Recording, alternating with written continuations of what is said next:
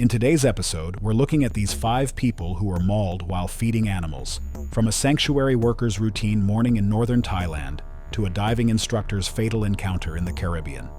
But first, we begin in Australia's Northern Territory, where a tourist's reckless decision on a crocodile viewing cruise would end in unimaginable horror.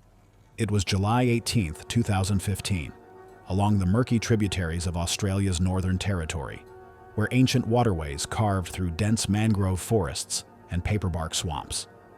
The remote river system, accessible only by small tour boats, had become a popular destination for visitors seeking close encounters with Australia's most dangerous reptiles. Bradley Marsh, a 28-year-old construction worker from Sydney, had organized this Northern Territory adventure with 3 of his closest friends from work. The group had spent the previous week traveling across Australia's outback, documenting their journey on social media and seeking increasingly thrilling experiences. Marsh had developed a reputation for pushing boundaries and dismissing safety protocols as restrictions designed for less capable people. The small tour operation ran daily crocodile viewing cruises along a 12-mile stretch of river known for its dense population of saltwater crocodiles. The vessel, a modified aluminum pontoon boat, accommodated 12 passengers and 2 crew members. Safety briefings were conducted before departure, with explicit warnings about remaining seated and keeping all body parts within the vessel. Marsh and his companions had been drinking earlier in the day, though the operator later acknowledged the group had not appeared visibly intoxicated at boarding. The boat's captain, a veteran river guide, noticed their boisterous behavior and personally reinforced the safety warnings before departure. He specifically addressed Marsh, who had already attempted to climb onto the vessel's front platform during boarding. The cruise progressed without incident for the first hour, as the captain navigated through narrow channels, pointing out basking crocodiles along the muddy banks. At designated feeding spots, the crew used long poles with controlled tether lines to dangle meat over the water, attracting crocodiles to the surface. The feeding drew several large reptiles, including a massive male estimated at over 16 feet in length that had inhabited this stretch of river for decades. As the afternoon heat intensified, Marsh grew increasingly bold, standing despite repeated warnings and leaning over the railing to get better photographs. His friends encouraged his behavior, filming on their phones while laughing at the captain's frustrated warnings. As a crew member repositioned the feeding pole near the bow, a strip of raw meat slipped free and landed on the deck near the railing. Marsh snatched it up before anyone could react, leaning far over the side and dangling it toward the water in an attempt to lure the massive crocodile closer for a photograph. Saltwater crocodiles represent the largest living reptiles on Earth, with dominant males in Australia's Northern Territory regularly exceeding 16 feet in length and weighing over 1,500 pounds. These apex predators possess the strongest bite force of any living animal, capable of generating over 3,700 pounds of pressure per square inch. Their hunting strategy relies on explosive ambush attacks, launching from the water with devastating speed to clamp onto victims before twisting violently to disable them and drag them under to drown. Witnesses later reported that the massive male crocodile had been visible near the boat for several minutes before the attack. The attack came without warning. The crocodile exploded from the murky water, its massive jaws clamping onto Marsh's forearm with bone-crushing force. The initial impact nearly pulled Marsh overboard immediately, but his other hand caught the railing in a desperate grip. For a brief moment, Marsh remained suspended between the boat and the water, as the crocodile's full weight pulled against his arm. Then the crocodile twisted its body violently, wrenching Marsh's grip loose from the railing. He was dragged over the side and into the river. The moment he hit the water, the crocodile rolled and thrashed with relentless force as it hauled him under. The murky surface churned violently, the sickening snap of impact briefly audible above the violent splashing before the disturbance vanished into the depths. Marsh's friends scrambled toward the railing as the crew member grabbed a long pole and attempted to strike the crocodile. The animal had already submerged with its prey. The captain immediately radioed for emergency assistance while circling the area, but the crocodile had disappeared into the depths. The entire attack had lasted less than 15 seconds from initial contact to complete submersion.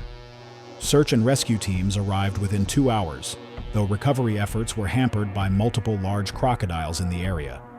Recovery teams conducted repeated sweeps over the following days, returning again and again to the same stretch of river. Fragmentary remains were eventually recovered downstream, consistent with crocodile feeding and caching behavior. The investigation determined that Marsh had violated multiple safety protocols and had been warned about his behavior before the attack. While Australia's waterways had claimed Bradley Marsh, thousands of miles away in Southeast Asia, another feeding encounter was about to turn deadly. In Thailand's northern highlands, a sanctuary worker named Somchai Ratana would soon discover that even years of experience could not protect against an elephant's unpredictable fury. It was March 22, 2017, in the forested highlands of northern Thailand, where morning mists drifted through valleys dotted with small villages and the remnants of ancient teak forests. A modest elephant sanctuary operated along a narrow river, housing 12 rescued elephants removed from logging operations and tourist trekking camps. The facility operated without formal certification and had never undergone external safety audits. The nearest paved road was over an hour away, and the final approach wound along rutted dirt tracks beyond the last village.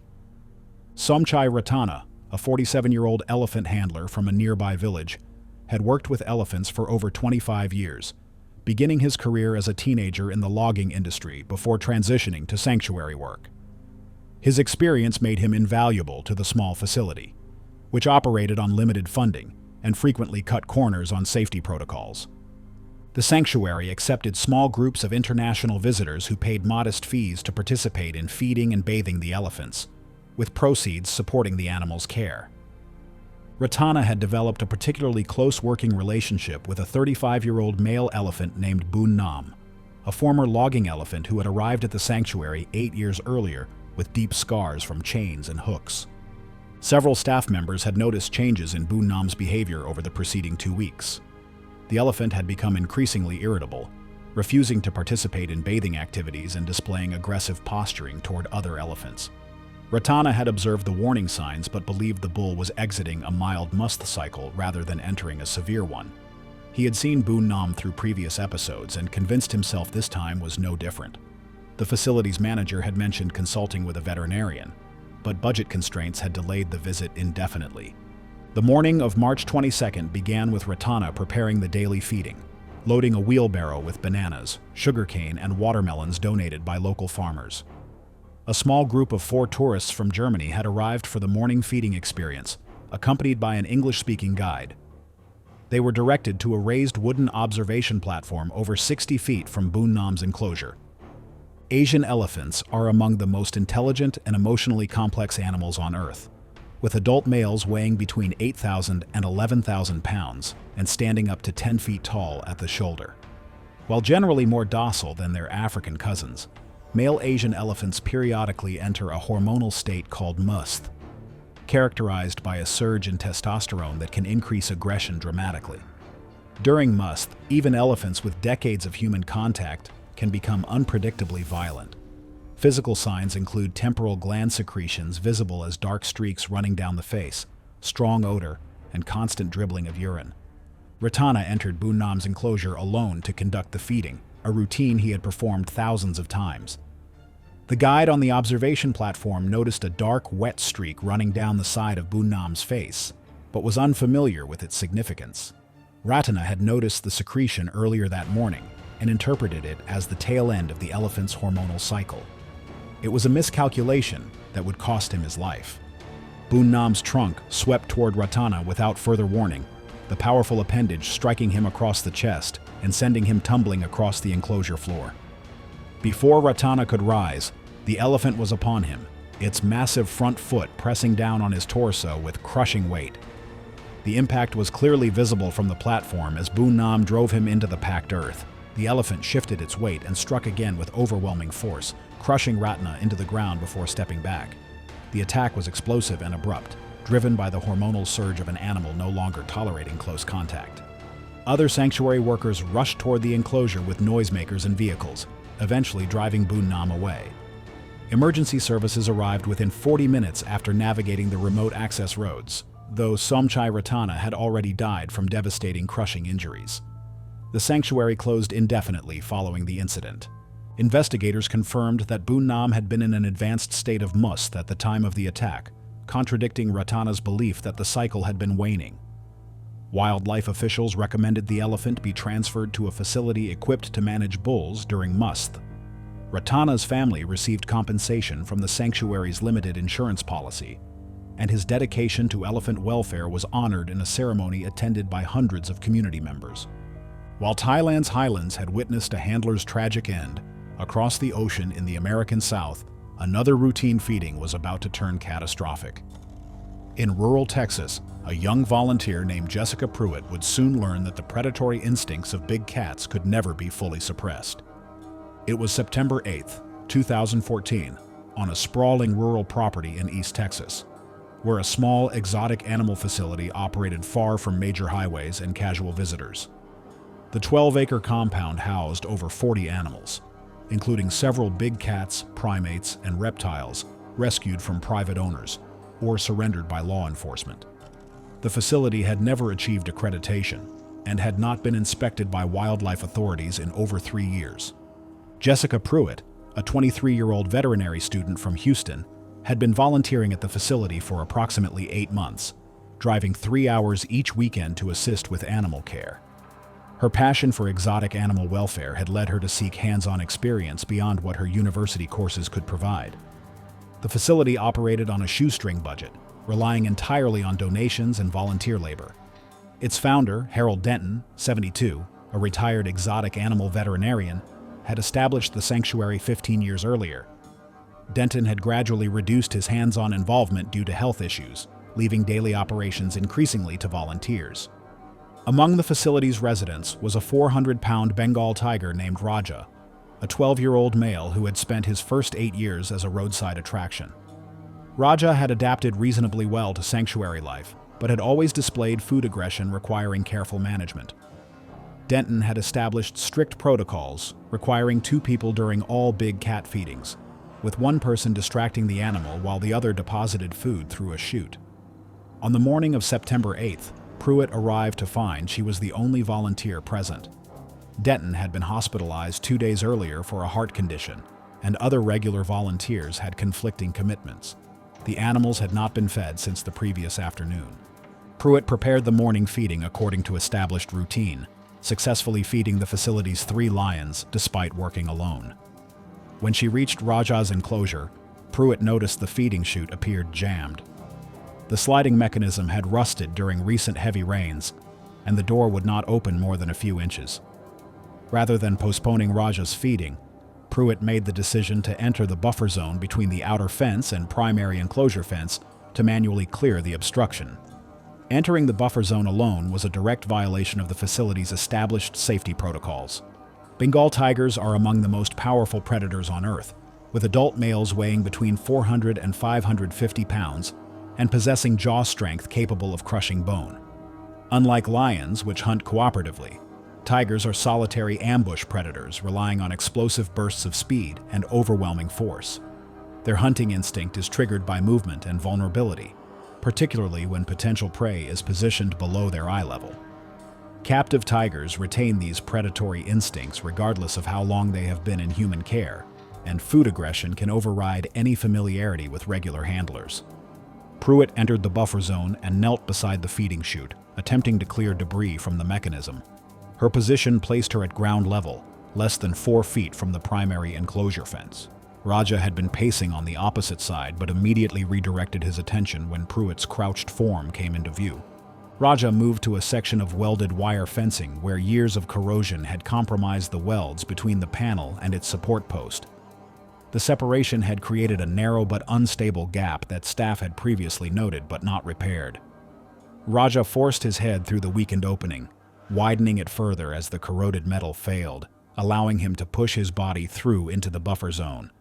Raja's initial strike knocked Pruitt flat against the ground, his massive paw pinning her shoulder to the dirt. Based on evidence recovered at the scene, investigators determined the tiger's jaws clamped onto the back of her neck with crushing force.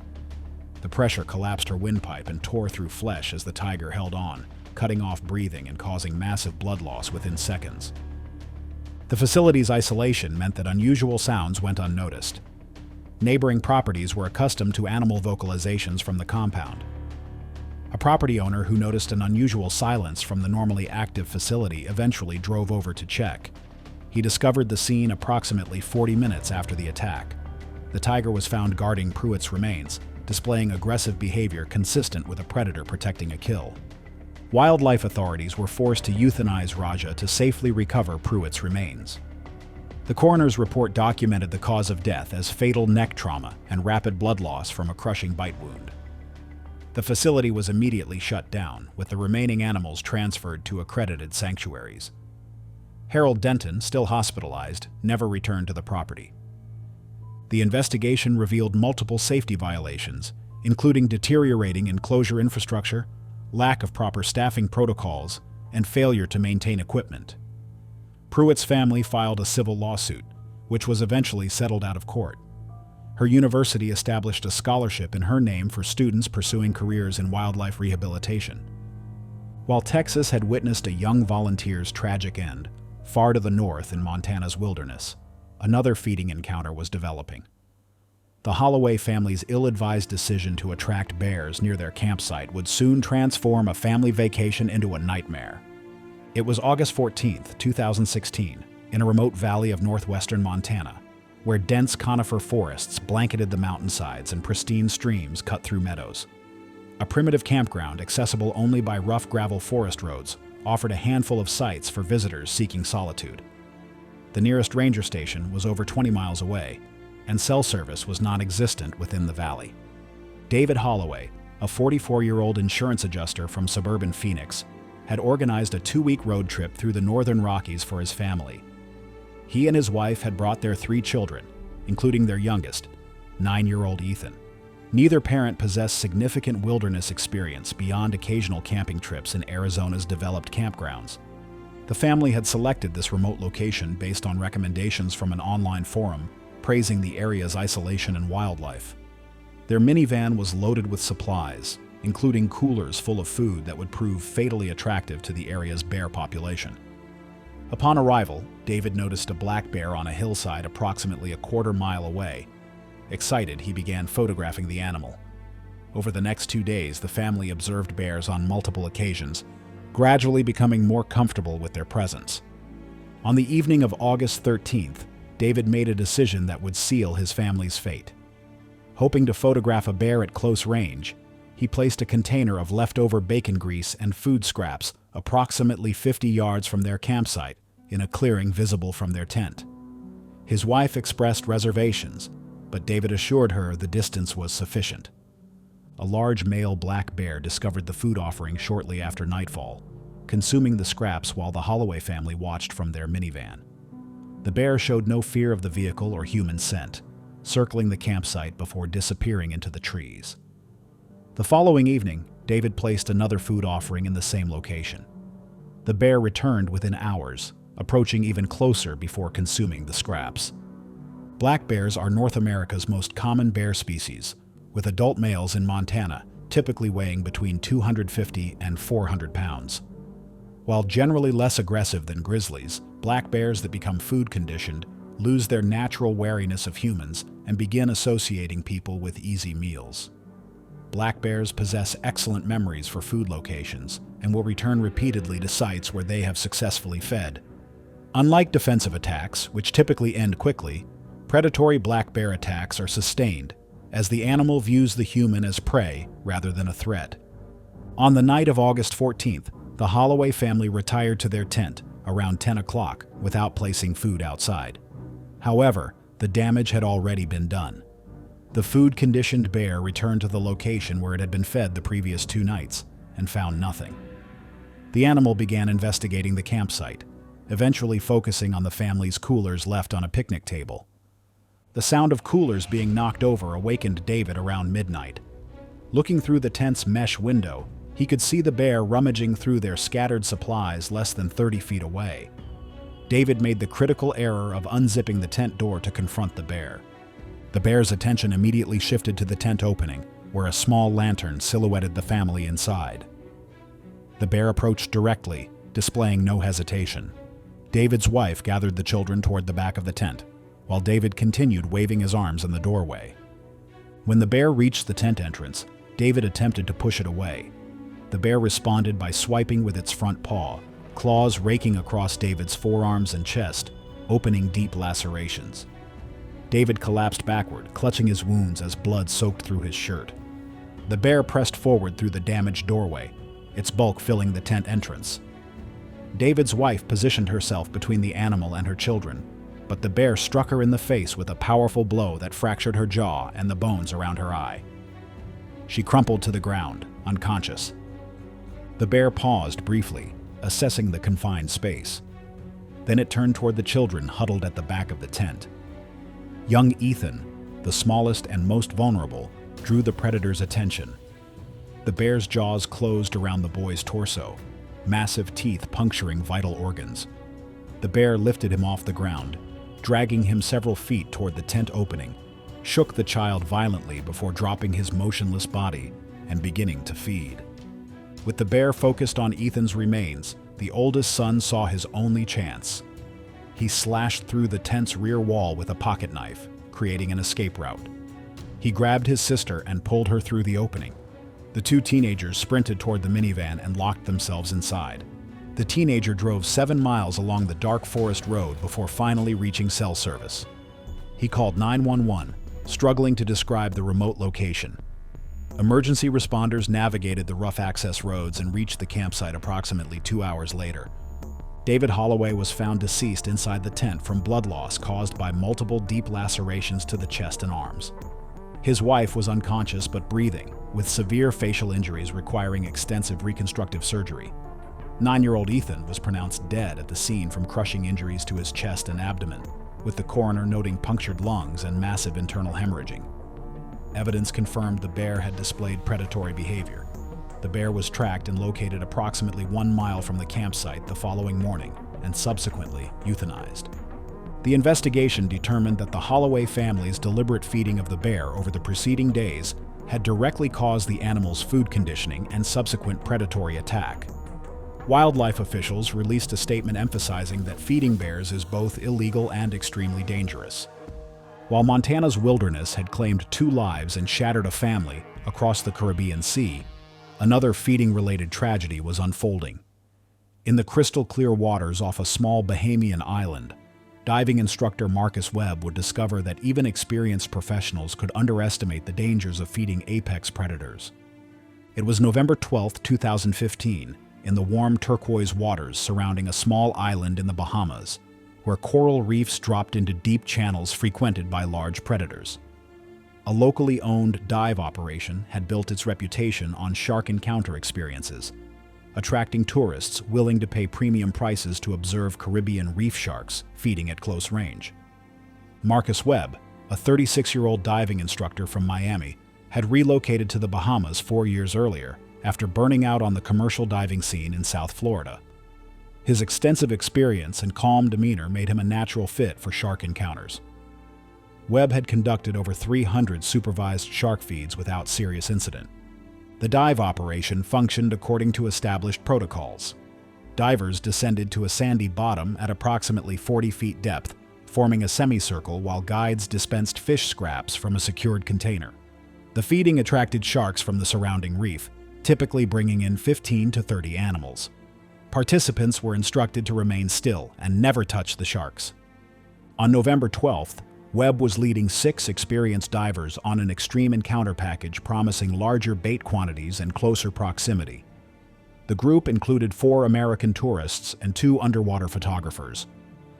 Webb was accompanied by junior instructor Carlos Vega, 28, who would assist with crowd management. Visibility exceeded 80 feet, and currents were minimal. Webb counted approximately 20 Caribbean reef sharks circling before opening the bait container. As Webb dispensed fish scraps, shark activity intensified according to expected patterns. The reef sharks competed for food in their characteristic darting manner. Webb maintained his position at the center, reading shark body language and adjusting bait distribution. Approximately 15 minutes into the feed, Webb noticed a larger shape approaching from deeper water.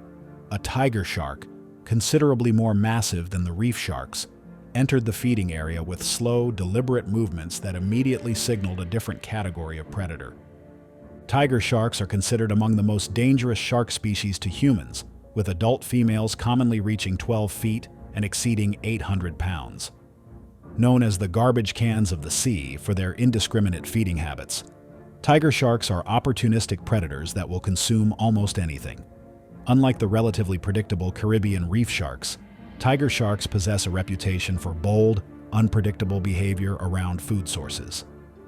Their serrated teeth are designed to shear through flesh, bone, and shell with equal efficiency. Tiger sharks are responsible for more recorded attacks in the Bahamas than any other large shark species. Webb recognized the elevated threat, but made the decision to continue the feed rather than abort and disappoint paying customers. He shifted position to keep the tiger shark visible while distributing bait. Carlos began slowly moving the tourist group backward. The tiger shark circled the perimeter twice before making its move. Rather than competing with reef sharks for scattered scraps, the animal oriented directly toward Webb and the concentrated bait source. Webb attempted to redirect the shark by tossing bait away from his position, but the tiger shark ignored the offering and continued its approach. Webb attempted to interpose his bait container between himself and the shark, using it as a barrier while shifting his body away. The tiger shark responded by opening its jaws. The shark's massive mouth clamped onto Webb's forearm, its wide gape and serrated teeth shearing through his wetsuit and crushing bone instantly. The force pulled Webb off balance as the shark shook its head in short, violent bursts. Blood billowed into the water, immediately triggering a feeding response in the surrounding reef sharks. Carlos Vega attempted to intervene, striking the tiger shark with his dive knife, but the blade failed to penetrate the thick hide. The shark released Webb's mangled arm amid sudden, disorganized movement in the water as the formation collapsed, circled once, and struck again.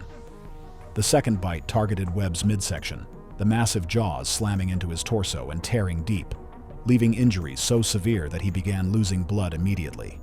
The reef sharks, excited by blood in the water, began approaching with increasing boldness. Carlos grabbed Webb and began towing him toward the surface, kicking aggressively to keep the smaller sharks at bay during the desperate ascent. Webb lost consciousness from blood loss before reaching the surface. Carlos and the boat captain performed emergency first aid, applying a tourniquet to the mangled arm, but the injuries to Webb's torso were catastrophic. Webb stopped breathing during the emergency transit. Marcus Webb was pronounced dead before the boat reached the nearest island, having bled out within minutes of the attack. The coroner documented the cause of death as fatal blood loss resulting from severe bite wounds. The investigation found that Webb had been operating within established protocols. However, the incident prompted a comprehensive review of shark feeding practices across the Bahamas. The dive operation subsequently revised its procedures to include mandatory dive termination when large tiger sharks entered the feeding area. Webb's family established a marine conservation fund in his memory. Thanks for watching. Want to see more? Click on your screen now.